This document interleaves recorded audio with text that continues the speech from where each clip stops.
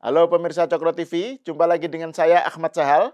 Saya kali ini bersama tamu yang habis melakukan muhibah ke Eropa, Bang Zulfan Lindan. Yes. Apa kabar, Mas? Baik. Berapa lama, Bang? Di Lisbon ya? Di Portugal ya? Portugal, Italia, Belanda. Walah. 1 bulan lebih.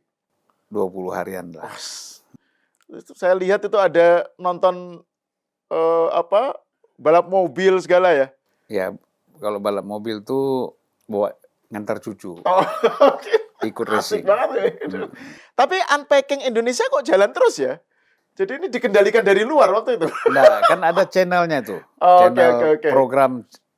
program unpacking ruang konsensus ya. Iya, itu ada. dengan Nah, ini hostnya lagi bersama kita ini, Ya. Mas Budius nih. Budius Ma'ruf Piliang. Iya, nanti saya akan undang juga sebagai narsum tuh, Mas Budius Piliang. Ini wartawan senior RCTI. Iya, dan saya selalu ngikutin tuh. Namanya juga bagus tuh, ruang konsensus. Iya. Jadi aura demokrasinya itu kelihatan gitu loh. Cuman konsensusnya belum kelihatan. Nah ini saya senang sekali nih setelah Bang Zulfan melanglang buana ke Eropa, terus tamu pertama di podcast Ya. di Cokro TV. Kemarin sebelumnya pernah kita dengan Mas JG ya, Mas Jeffrey Giovanni, tapi melalui Zoom waktu itu. Dan itu di Eropa juga kan? Iya, waktu itu sama-sama di Portugal kan, Porto. Mas Jeffrey dan Bang Zulfan. Oke, saya mau bicarain tentang yang lagi rame nih Bang, soal pilkada, kaitannya dengan Pak Prabowo dan Jokowi. Nah, ini kan kemarin ini pilkada Jawa Tengah dan Jakarta ini yang rame nih.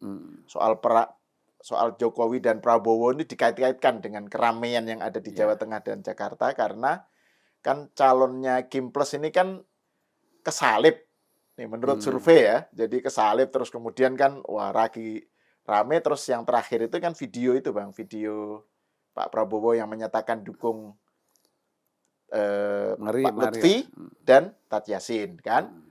Terus ada tuduhan bahwa itu bukan maunya Prabowo, itu disuruh sama Pak Jokowi gitu. Dan Pak Prabowo marwahnya itu terjatuh gitu gara-gara video tersebut. Menurut Bang Zulfan gimana komentarnya? Ya, saya kira kalau kita bicara survei ya dari kedua calon pilkada Jakarta dan Jawa Tengah, itu kan kejar-kejaran salip-salipan itu biasalah, ya kan? Jadi bukan sesuatu yang aneh. Nanti mungkin menjelang 1 hari menjelang pilkada bisa juga yang di bawah naik ke atas. Betul. Jadi kan begini, ada isu-isu sensitif yang bersifat negatif yang mempengaruhi para calon ini menjadi apakah dia, kalau positif dia naik, kalau negatif kan dia turun. Nah, ya misalnya kita ambil contoh, bisa saja ucapannya Cawagup DKI Pak Suswono yang mengatakan janda-janda kaya mengawini pengangguran. Nah, itu pengaruhnya mungkin ada kan? Itu juga mempengaruhi turunnya dukungan itu, elektabilitas. Nah, tetapi ada juga foto-foto yang beredar. Misalnya di Instagram dilihat, orang lihat ada Rano Karno dengan yang ketangkap salah seorang dikaitkan dengan judi online. Online. Terus dihapus itunya. Nah, ya, tapi kan orang sudah sempat nonton duluan, betul. Sempat beredar. Nah, itu juga bisa mengganggu. Nah, kan survei itu apakah dia lakukan setelah itu atau sebelum? Kalau sebelum boleh aja, dia mungkin lebih tinggi. Tapi setelah ada isu-isu ini, bisa saja dia juga turun gitu loh. Kan kita lihatlah, Ganjar dulu, sebelum ada isu penolakan terhadap U20, tinggi. Begitu ada statement mengenai U20, turun kan. Nah, jadi kita lihat, kalau sekarang menurut saya memang belum bisa kita mengukur seseorang calon itu menang berdasarkan survei yang ada sekarang, karena harus dilihat nanti kondisinya seperti apa, variabel-variabelnya kan seperti apa. Nah, tentu kita belum tahu apakah para lembaga survei ini sudah melakukan itu enggak. Setelah statement-statement dan data-data, fakta-fakta yang terungkap, yang melekat pada calon-calon Cagup dan Cawagup ini kan, gitu Mas. Itu. Nah kemudian tadi kan Mas tanya mengenai Pak Prabowo. Ya. Pak Prabowo misalnya membuat suatu ajakan ya dalam video, ayolah mari kita berikan suara kepada Pak Lutfi dan Taj Yassin misalnya. Nah ini itu hal biasa, nggak ada yang aneh. Seorang presiden melakukan itu biasa. Dan Gerindra mengatakan menyebut bahwa itu kapasitas Pak Prabowo sebagai ketum Gerindra. Gitu. Iya kan? Ya. Obama pun bukan begitu. Saat dia mendukung Biden, nah, dia kan juga mengajak supaya mendukung Joe Biden walaupun sudah tidak presiden lagi ya. Nah jadi maksud saya bahwa Pak Prabowo sebagai presiden sekaligus sebagai ketua umum Gerindra itu sangat wajar. Even tidak dikaitkan dengan ketua umum, dia seorang presiden juga wajar. Hampir semua kan begitu. SBY misalnya, terus Megawati, Jokowi, pastilah mendukung siapa calon yang mereka rasa memang ini sesuai atau memang loyal atau memang ini kebutuhan pemerintahan misalnya. Apalagi situasi seperti sekarang. Jadi kalau ada yang mengatakan bahwa Pak Prabowo misalnya melakukan ini atas permintaan Jokowi atau perintah Jokowi, ini ngawur menurut saya. Ini, politisi. Itu sekjen PDIP yang menyatakan itu. Ya makanya, sekelas sekjen PDIP atau tokoh-tokoh politik ya mengeluarkan statement seperti itu, dia maksudnya ingin mengangkat, ingin merendahkan Pak Jokowi, sekaligus merendahkan Prabowo. Iya kan? Kan masa presiden persoalan begini aja harus diperintah. Seolah-olah presiden ini, Prabowo ini nggak punya sama sekali feeling politik. Nggak punya sikap politik. Ya. Jadi dia hal-hal yang remeh-temeh seperti ini pun hanya ngomong mari dukung ini harus diminta sama Pak Jokowi. Ini karena apa? Hasto dan lain-lain ini memang sudah terbiasa diperintah. Karena mereka ini, betul, karena mereka ini kan petugas partai. Jadi merasakan orang lain pun kalau melakukan sesuatu diperintah seperti dia diperintah sebagai petugas partai. Ya kan? Ngukur orang lain dengan dirinya sendiri. Dengan dirinya sendiri, gitu Mas.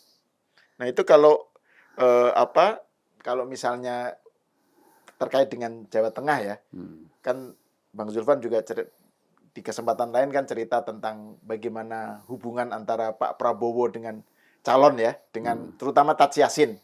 Bisa diceritakan nggak Bang itu? Pak Taj Yassin ini kan putranya Kiai Maimun Zubair. Dan hubungan dengan Pak Prabowo kan sudah cukup lama ya. Iya. Kan sejak zaman Gus Dur presiden, Pak Prabowo itu dengan Pak Kiai Haji Maimun Zubair itu kan sudah dekat. Bahkan kan Gus Dur pernah bilang kan, kamu harus datangi satu kiai. Nah kan kiai itu Pak Maimun Zubair. Gus Dur bilang begitu ke Pak Prabowo? Iya. Gus Dur tidak menyebut nama, tapi Pak Prabowo ke situ. Ternyata ini memang kiai sakti, langitan, kan gitu. Dan kalau saya sih tidak usah siapapun yang ngomong Kiai Haji Maimun Zubair itu seorang yang wali. Dengan dia meninggal di Mekah aja itu udah jelas, Pak. Ya kan? Banyak kiai, ustadz, ulama kepengen meninggal di Mekah. Kalau perlu sakit di sana. Ini nggak minta, nggak apa, dia ya dalam hati mungkin dia minta, tapi tidak keluarkan pernyataan. Tapi dia bisa wafat di sana. Ini kan luar biasa. Nah, setelah beliau meninggal, Pak Prabowo itu tetap melakukan hubungan yang sangat intens dengan keluarga dari Kiai Haji Maimun Zubair ini. Termasuk dengan putranya yang sekarang menjadi wakil gubernur, Pak Lutfi. Ya kan? Calon wagub. Calon wagubnya Pak Taj Yassin itu putranya Pak almarhum Kiai Maimun. Dan sebelumnya Taj Yassin itu wagubnya Ganjar. Dan menang Ganjar kan? Ganjar, betul. Nah tadi saya bilang gitu, kalau ini insya Allah menang juga. Ya kan? Kadang-kadang kan Mas tadi sempat mengatakan bahwa Tad Yassin ini kurang muncul. Iya betul. Nah, saya kira orang seperti dia nggak perlu muncul sebenarnya. Artinya orang sudah berempati, sudah mendukung itu secara langsung di bawah ya. Mereka kan kerjanya selalu begitu. Betul. Nah, ngapainlah kita, misalnya saya nggak tahu ya, Gus Baha itu kan murid beliau ya. Betul, murid Zaki Muhammad.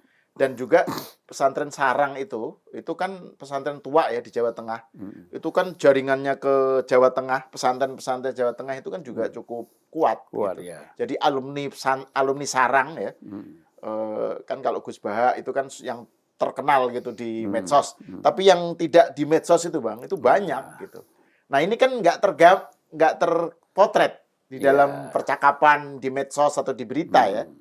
Dan ini mungkin pengaruh Gus Yassin. Nah, saya bicarakan ini karena ingin menampilkan yang tadi Bang Zulfan bilang ya, soal hubungan antara Pak Prabowo dengan calon ya, dengan Tad Yassin lah si cawagupnya.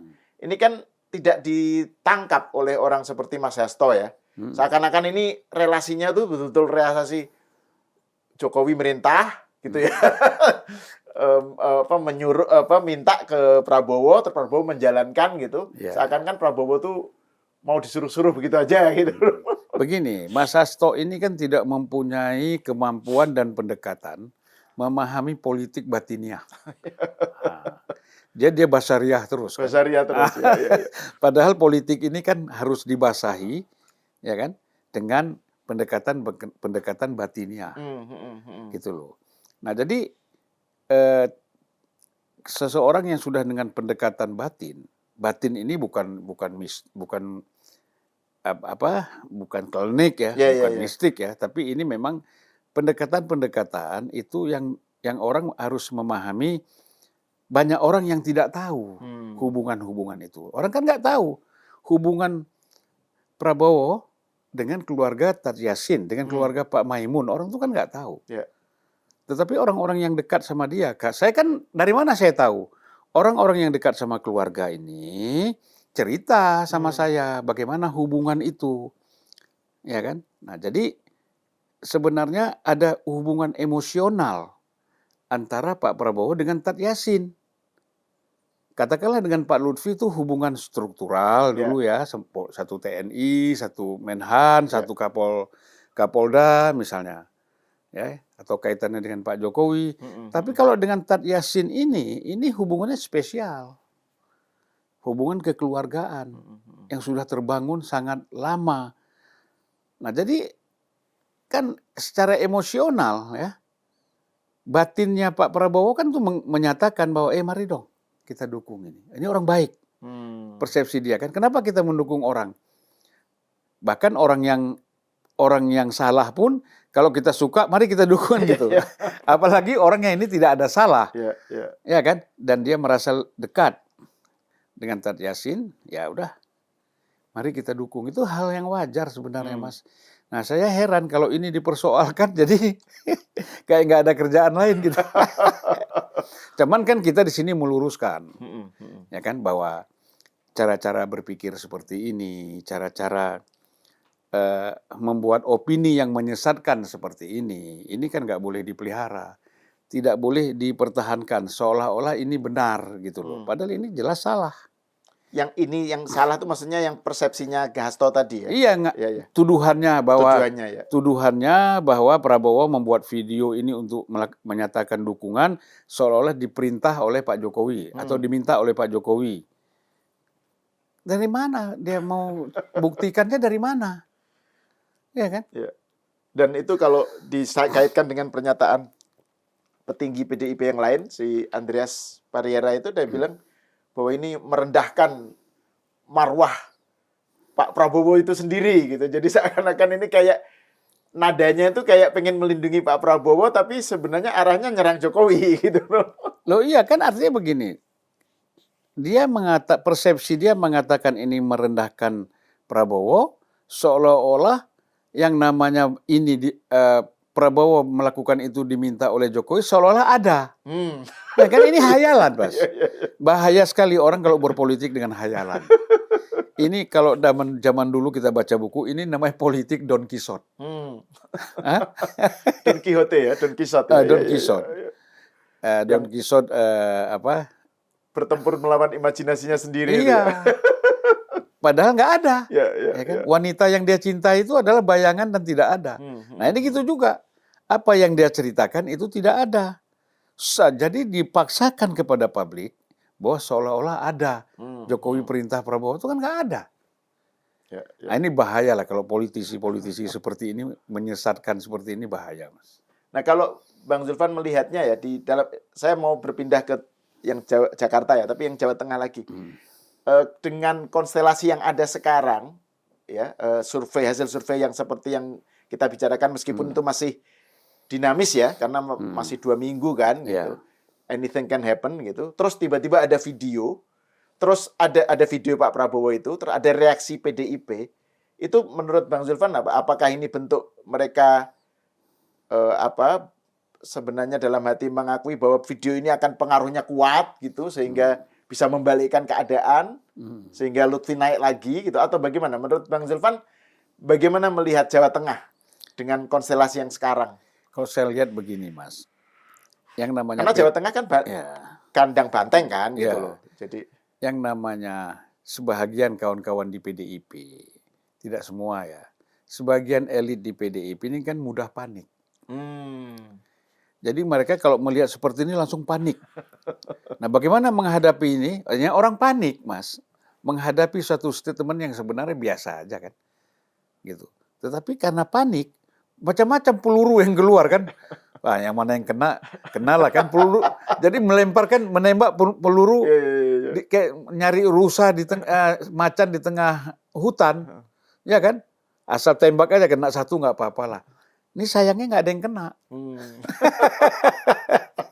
Nah, jadi menurut saya bahwa ya sudah pastilah ya bahwa Presiden Prabowo mengeluarkan statement seperti itu, pasti pengaruhnya ada.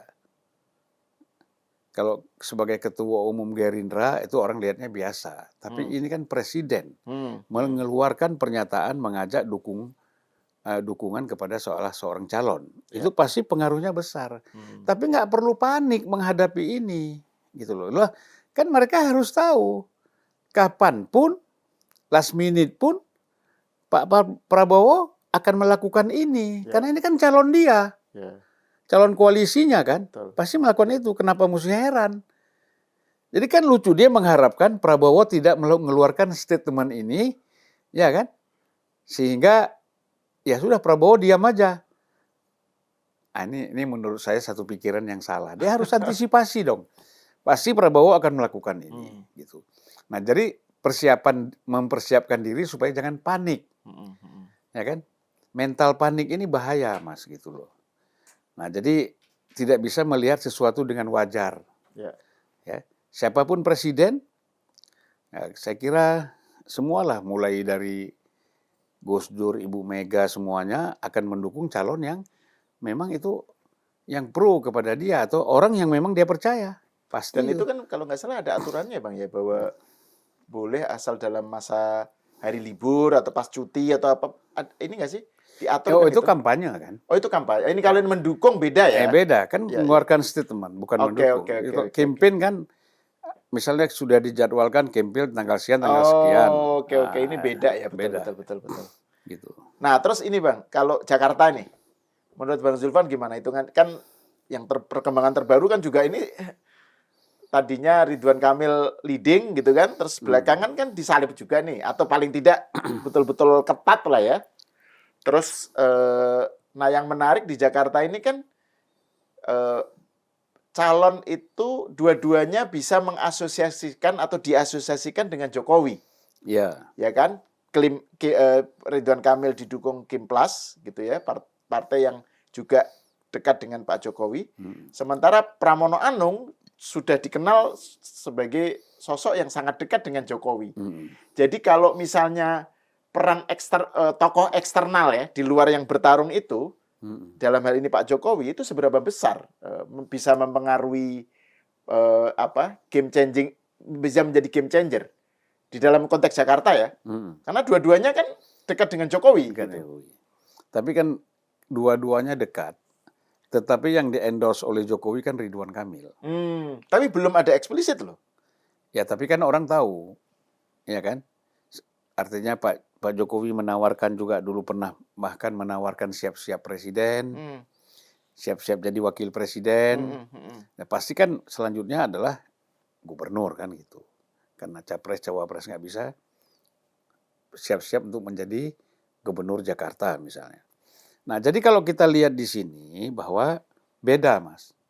Memang betul Pramono dekat sama Pak Jokowi karena tugas. Ya. Tapi kan kalau kita sebut Pak Jokowi dekat sama Pramono, itu kan tugas. Tapi Jokowi dengan Ridwan Kamil kan community politik. Oke. Ada tanggung jawab komunitas di sini. Nah, jadi Pak Jokowi tidak menafikan itu pasti. Kedekatan itu. Tetapi dia mempunyai tanggung jawab. Ini komunitas politik dengan Pak Prabowo, dengan Kim Plus dan lain-lain. Saya kira Pak Jokowi tetap mendukung Ridwan Kamil lah. Ya. Nah, cuman belum mengeluarkan pernyataan aja. Nah, mungkin pelan-pelan. Tapi kan dengan waktu yang terbatas, Bang, dan kan ada yang bilang bahwa Ridwan Kamil dibanding dengan Pramono itu kan penampakan visualnya di dalam kampanye alat peraga kampanye dan segala itu Ridwan Kamil tuh kalah gitu loh. Ya. Di Jakarta tuh yang wajah di baliho, di poster tuh yang banyak itu Pramono gitu. Dan bukan artinya kan mesinnya nggak bekerja. Dan gitu. Bukan hanya banyak, setting desainnya memang Prabowo Rano Karno lebih bagus. Pramono. Pramono Anung dan Rano Karno itu lebih bagus, kelihatan lebih rapi. Di dalam penampilan alat-alat peraga kampanyenya kayak itu kan. Nah, kemudian memang di dalam menjelaskan sesuatu pertanyaan-pertanyaan Pramono juga lebih jelas gitu. Jadi memang di sini banyak hal ya. Saya kira ada kecanggungan juga buat Ridwan Kamil itu masuk Jakarta. Ya kan? Dia kan gini, kalau dia di Jawa Barat, dia orang Sunda, dia bisa pakai bahasa, dia ngerti dialek-dialek Sunda, bahkan yang paling sangat tradisional pun dia bisa bicara. Ya kan? Dengan bahasa-bahasa tradisi Sunda gitu loh. Kalau di sini kan nggak bisa dia nggak biasa ngomong lo gue apa, kan nggak biasa dia ketemu orang-orang di Jakarta ini. Jadi agak kikuk. Nah, Pramono ini sudah lama di Jakarta kan. Memang artinya Bandung terus ke Jakarta. Ya, betul. Katakanlah mulai sebelum reformasi sudah di Jakarta. Ya, apalagi Rano Karno. Memang lahir besar Sidul memang di Jakarta. Simbol Betawi lah, simbol Jakarta, Betawi ya kan, simbol oplet Kampung Melayu ini. Mas sempat naik tuh oplet Kampung Melayu itu. Pernah naik. Pernah kan? Kita Kampung Melayu Senen dulu kan naik di Cawang kalau saya. Karena tinggal di Tebet. Nah, dari Cawang itu naik oplet itu ke Senen. Iya, betul. Lewat Paseban Sentiong kan itu lah. Opletnya Sidul itu kan. Nah, jadi kalau kita lihat di sini memang ada hambatan budaya ya antara si siapa? Si Ridwan Kamil. Bahkan juga antara wagubnya itu dengan masyarakat Jakarta dalam berkomunikasi. Gitu loh. Nah, sekarang apakah mereka mampu nggak menutupi kekurangannya itu? Ya kan? Nah, itu tadi satu, bagaimana dia akhirnya kan berangkat pada janji-janji kampanye kan, gitu. Pada aspek-aspek program yang dia harus sampaikan. Sementara kalau Pramono ini dengan Rano Karno, base-nya sudah ada. Udah langsung, oh ya. Nah, ini kan kadang-kadang orang, walaupun Jakarta ini sebenarnya kalau kita bicara orang Betawi kan udah di pinggir ya. Udah, kalau Jakarta itu mungkin Lenteng Agung lah. Ya, UI ke sana tuh udah Depok, Mas. Iya, betul. Ya kan, udah tinggal sedikit. Nah, itu kalau kita bilang orang asli Betawinya udah nggak ada. Ya. Nah, mungkin masuk Jakarta Utara masih banyak. barat juga sudah berkurang ya. Timur juga sudah berkurang, apalagi pusat, gitu loh. Nah, jadi di sini memang pertarungannya nggak bisa juga lagi pertarungan apa istilahnya budaya lokal Jakarta, karena pertarungannya itu sudah masuk pada pertarungan gagasan intelektualitas. Karena penduduk Jakarta ini banyak, hampir mayoritas itu kan berpendidikan. Nah, kalau kita bicara yang banyak datang ke Jakarta, apakah mereka misalnya menarik Grab atau Gojek atau apa, itu kan banyak dari perbatasan Jakarta ya, yang datang ke Jakarta. Dan mereka punya hak pilih ya? Nggak punya dong. Mereka nggak punya. Nggak punya, mereka pilihnya Jawa Barat. Iya. Mereka milihnya Ridwan Kamil, kalau Ridwan Kamil jadi cagup Jawa Barat ya. Jawa Barat. Tapi biasa tetanggaan tuh bisa pengaruhi tuh, kan? Bisa mempengaruhi. Terus ada faktor lain, Bang, kalau Jakarta ya, itu anak abah itu loh. Ini kelompok pendukung Anies yang sekarang ini kan cukup berpengaruh juga dalam mungkin ikut menentukan juga dalam nanti mereka akan mendukung siapa, dan itu juga punya faktor menjadi faktor penting itu. Seberapa besar Bang Zulfan melihat soal kalau arahnya kemana? Ya, pendukung Anies mendukung Ridwan Kamil dan PKS itu nyambung. Itu justru menurut saya menambah kekuatan Ridwan Kamil dan wakil Suswono. Ya. Karena kan ini berkaitan dengan PKS kan. Betul. Dan base Islam kanan kan. Di sana ada Suswono yang PKS. Itu mungkin oke. Tetapi kalau pendukung Anies ini masuk mendukung Pramono Anung dan Rano, ini malah ada yang keluar, ada yang masuk nih. Iya kan? Iya. Loh, apa-apaan nih? Kita berhadapan segala macam, apalagi kan mau bikin 212 ini aja udah rame kan? Gitu loh. Nah, jadi apa-apaan nih? Jadi bisa jadi nanti mereka abstain. Mereka golput. Udahlah. Kalau ini masuk kita nggak usah. Karena kan nanti mereka berpikir ini akan mempengaruhi gubernur yang terpilih. Ya, kalau saran saya Pramono dan Rano Karno jangan sampai didukung oleh anak abah inilah. Ya kan? Dan itu kan di dalam dukungan terhadap Pramono sama Rano kan ada juga anak Ahok ya. Pendukung Ahokers. Ya kalau itu kan memang ini. Memang di dalam. Di dalam. Nggak, maksud saya Ahokers dengan anak abah kan biasanya saling berhadapan gitu loh. Jadi ini menarik nih, bagaimana mereka akan menentukan sikapnya gitu. Tapi kan Ahok itu kan sebenarnya itu, makanya saya katakan di sini memang jadi switch, Mas. Switch ya. Misalnya pendukung Ahok itu dia pasti ke sini kan? Ke Pramono kan? Ya. Anies itu kan berseberangan tadinya. Nah, makanya kalau dia masuk ke situ problem. Ini tabrakan ini. Nah, jadi menurut saya justru bisa saja di permukaan Anies keluarkan statement kita dukung Pramono Anung kan gitu. Nah, tapi justru di bawahnya nggak ngikut. Di bawahnya ngikut pendukung Ridwan Kamil dan Suswono. Nah, saya melihatnya begitu. Apalagi kita kan ini harus dikaitkan dengan Jawa Barat misalnya ya. Gitu kan. Ada siapa? Deddy Mulyadi juga ya kan. Ini kan keterkaitan semuanya kan ada ini. Jadi memang rumit. Iya, Jakarta tuh kelihatannya complicated ininya complicated, ya. Maksudnya nggak bisa langsung dipetakan gitu dengan bisa. Jelas. Nah, tapi Bang Zulfan, saya pengen menariknya ke tingkat hubungan antara nanti kalau sudah terjadi pilkada, saya pengen menariknya ke tingkat hubungan antara pemerintah pusat dengan pemerintah daerah ya. Kan idealnya kan mereka sinergi, ya kan? Pemerintah daerah harus mendukung supaya pemerintah pusat itu yang untuk percepatan kemajuan menuju Indonesia emas, narasi itulah Bang, itu kan mendapat dukungan dari daerah. Nah, andekan misalnya Jakarta dan Jawa Tengah misalnya, Kim plus kalah gitu.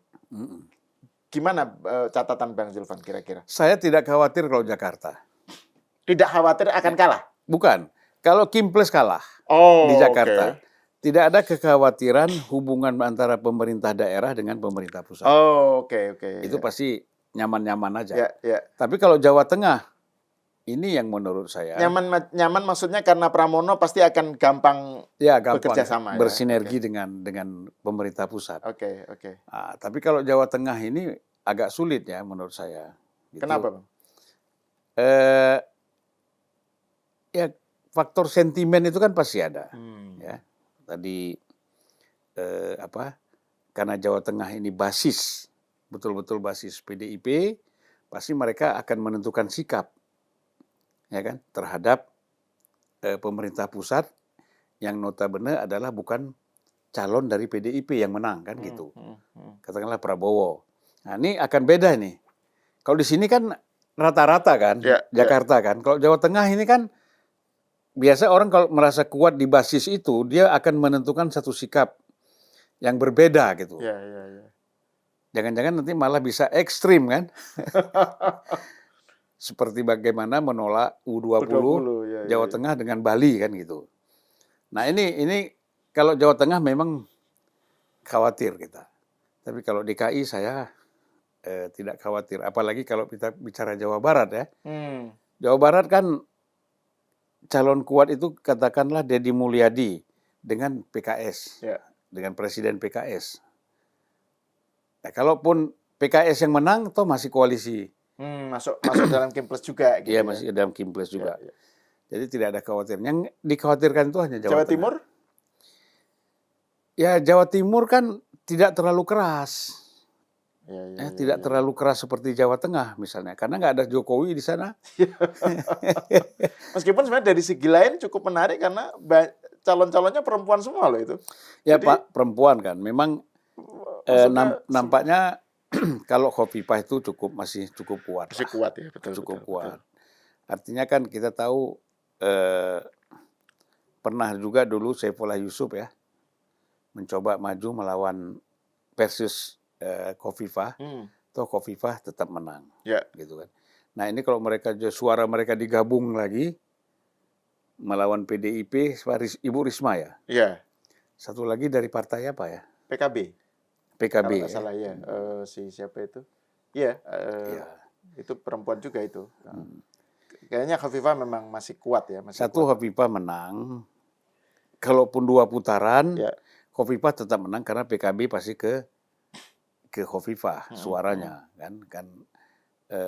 Oleh karena itu kalau PKB pun yang menang nggak ada kekhawatiran karena masih masuk dalam koalisi pemerintah. Betul. Gitu. Memang Jawa Tengah yang unik nih. Nah ini terakhir nih Bang Zulfan. Menurut prediksi Bang Zulfan, Jawa Tengah dan Jakarta, Bang Zulfan kira-kira melihat siapa yang punya kans untuk menang di Jawa Tengah dan Jakarta? Jakarta 2 putaran loh ini. Nah, kalau menurut Bang Zulfan seperti apa? Bacaannya dan alasannya apa kira-kira? Kalau saya melihat begini, kalau Jakarta itu Ridwan Kamil itu tetap masih unggul ya. Faktor PKS itu sangat kuat. Ya, faktor PKS sangat kuat. Dan kita harus tahu Islam di Jakarta ini Islam kan bukan Islam tradisional. Kita juga tidak bisa bilang modernis, tetapi Islam yang rasional. Kan gitu. Nah, jadi rasional kanan.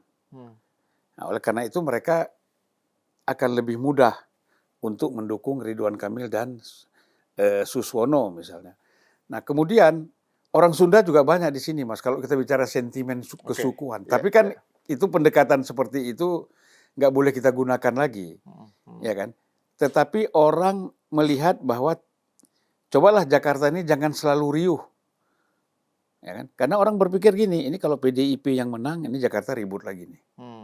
Ya kan? Nanti macam-macam yang bisa muncul. Karena statement-statement seperti kawan-kawan dari PDIP itu masih keras. Gitu. Nah sementara mereka kan kepengen yang sejuk lah. Orang-orang di sini kan jangan ada demo, bikin kemacetan, bikin kerusuhan, ya, merusak gitu. Nah mungkin mereka merasa nyaman. Kalau yang demo misalnya nanti dari masyarakat kanan, suruh aja yang turun langsung itu Susono kan gitu. Ada yang bisa jadi diminta untuk meredamkan lah gitu ya. Meredamkan gitu. Dan alasan-alasan seperti itu memang sudah kita gunakan dari dulu, Mas. Saya misalnya, mengapa alasan saya dulu mendukung Hamzahas menjadi wakil presiden Megawati. Kita perang-perangan tuh adu argumentasi. Ini waktu Bang Zulfan masih di PDIP, di fraksi PDIP ya? Ya.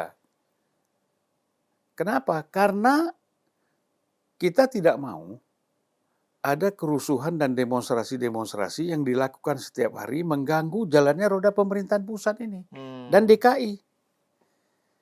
Nah, ini juga seperti itu. Orang Jakarta tuh akan berpikir seperti itu juga. Gitu. Nah, Ridwan Kamil mungkin dianggap orangnya ya sebenarnya orangnya bukan apolitis ya, non politiking aja kan dia. Kalau apolitis kan lain dengan non politik ya, Mas. Betul. Ya, itu harus dibedakan. Apolitis ini sama sekali nggak ngerti politik. Ya. Kalau non politik, dia ngerti politik tadi, tapi tidak terlalu bermain engineeringnya lah. Ya, betul. Itu. Nah, orang mungkin akan merasa lebih nyaman. Gitu. Dan mau coba orang baru juga ya. Coba kita kasih orang luar Jawa Barat ini masuk ke sini. Ada nuansa baru lah. Dan juga sekaligus rekonsiliasi. Yang selama ini memang dari segi sepak bola saja misalnya, antara Jawa Barat dengan DKI selalu ribut. Ya. Nah, sekarang dicoba ada rekonsiliasi lah. Di antara Jawa Barat, ya khususnya Bandung, Jakarta. Itu ada rekonsiliasi supaya tidak setiap pertandingan itu ribut. Nah, kalau si Ridwan Kamil yang nonton sepak bola misalnya kan duduk di situ, orang Jawa Barat Bandung merasa aman ya kan, Jakarta juga merasa aman, ada gubernurnya kan. Ya. Jadi ini masanya sekarang masa rekonsiliasi. Nah, itu seturut sesuai dengan narasinya Pak Prabowo ya. Pak Prabowo kan selalu rukun. Rekonsiliasi apa gitu kan. Ya, tapi tidak semua persoalan harus dengan rekonsiliasi. Karena sikap politik kan juga harus ada. Bukan kasus Jakarta, kasus yang lain ya. Kalau semua kita rekonsiliasikan bahaya, Mas. Ya kan? Ada persoalan rekonsiliasi, ada persoalan sebenarnya kan dalam politik konflik itu biasa. Betul. Oleh karena itu dalam teori politik ada konflik, ada konsensus.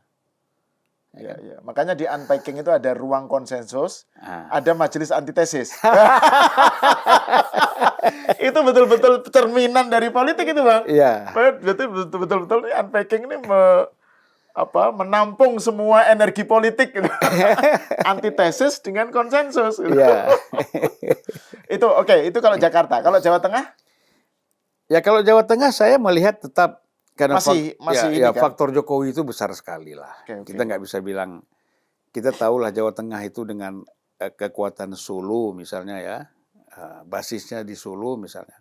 Kan kita udah lihat kemarin bahwa dalam pemilihan DPR biasanya kan Puan itu dapat berapa ratus ribu itu, tertinggi di seluruh Indonesia kan. Sehingga di Solo itu di dapil itu bisa kalau nggak salah 4 orang mewakili dapil Solo itu. Kemarin kan kalau nggak salah hanya 2 karena drop. Nah, itu kan faktor Jokowi sebenarnya. Dan ini kan simbol Surakarta ini. Ya, jadi kalau menurut saya Jawa Tengah tetap Lutfi ini unggul lah. Ya faktor Jokowi. Dan apalagi ada videonya Pak Prabowo itu. Apalagi, ya kan. Dan itu kan elemen-elemen kekuatan politik juga semua turun. Kalau ada yang teriak-teriak nggak setuju Pak Jokowi itu kan berapa orang aja. Ya namanya orang mau berteriak kan pasti lebih terdengar kan. Ini kan ibarat di tengah hutan, Mas. Suara serigala itu kan berisik, wagu. Tapi macan kan diam aja, nggak ada suaranya. Cuman yang dekat sama dia dimakan semua. Jadi gitulah kira-kira. Nah, jadi menurut saya kalau kita bicara Jawa Tengah, karena ada faktor Pak Jokowi di situ, faktor permintaan Pak Prabowo, faktor kiai-kiai yang masih kuat simpatiknya kepada almarhum Mbah Maimun melalui Taj Yassin anaknya di situ. Nah, mereka akan bangun kekuatan itu. Kalau survei sih boleh aja. Karena kan survei kadang-kadang nggak sampai ke masyarakat yang paling bawah kan. Iya, iya.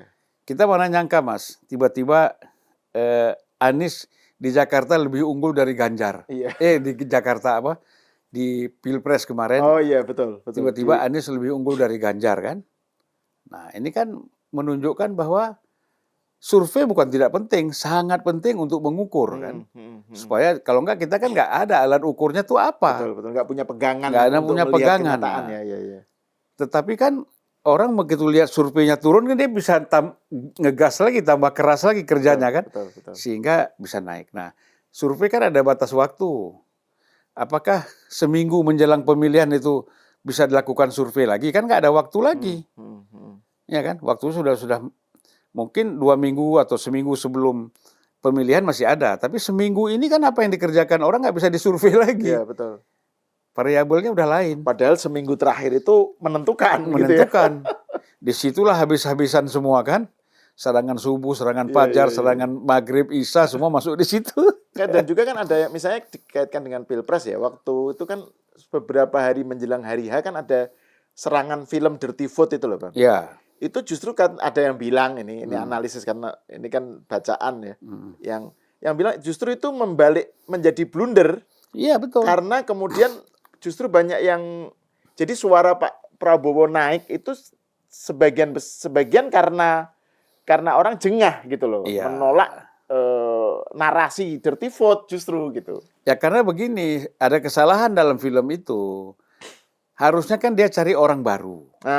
Dengan isunya bisa aja sama, tapi orangnya baru. Betul. Jangan aktor-aktor yang ada dalam film dengan aktor yang di luar film tuh sama.